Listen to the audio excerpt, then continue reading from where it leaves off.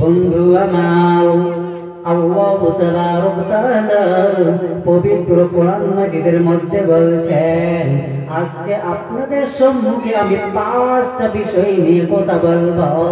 আল্লাহ তাবারক ওয়া তাআলা পবিত্র কোরআন মাজিদের মধ্যে বলছেন, ইন্নামাল মুমিনুনা আল্লাযীনা ইযা যুকিরাল্লাহু ওয়াজিলাত কুলুবুহুম ওয়া ইযা তুলিয়াত আলাইহিম আয়াতুহু যাদাতুহুম ঈমানা। বন্ধু আমার, আল্লাহ তাবারক ওয়া তাআলা বলছেন, ইন্নামাল মুমিনুনা আল্লাযীনা ইযা যুকিরাল্লাহু ওয়াজিলাত কুলুবুহুম। আল্লাহ সুবহানাহু ওয়া তাআলা বলছেন, যারা মুমিন হবে রে, ওরা যখন কোরআন তেলাওয়াত করবে, যখন কোরআন শুনবে, যখন তারা জিকির করবে, তার অন্তরটা ভয় পাবে, অন্তরটা কম্পন সৃষ্টি হবে, আল্লাহর ভয়ে তারা কাঁদবে।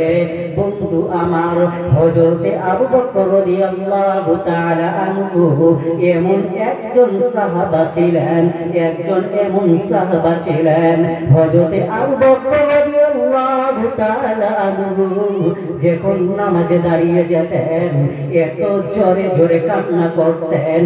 আবু বকর রাদিয়াল্লাহু তাআলা আনহু নামাজের মধ্যে যেন হাউমাউ হাউমাউ করে কান্না করেছিল, এত জোরে জোরে কান্না করেছিল।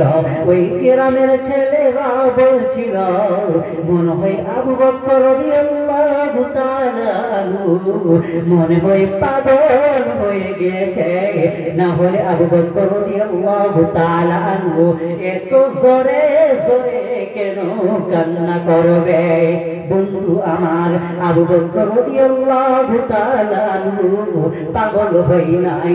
আবু বকর রাদিয়াল্লাহু তাআলা আনহু যখন নামাজে দাঁড়িয়ে যেতেন, যখন নামাজ পড়তেন, তখন আবু বকর রাদিয়াল্লাহু তাআলা আনহু ভাবছেন, মনে হয় আল্লাহ সুবহানাহু ওয়া তাআলা আমাকে দেখেছে, আল্লাহ তাবারক ওয়া তাআলা মনে হয় আমাকে দেখেছে, এই জন্য আবু বকর রাদিয়াল্লাহু তাআলা আনহু যেন ভয়ে ভয়ে কান্না করেছে।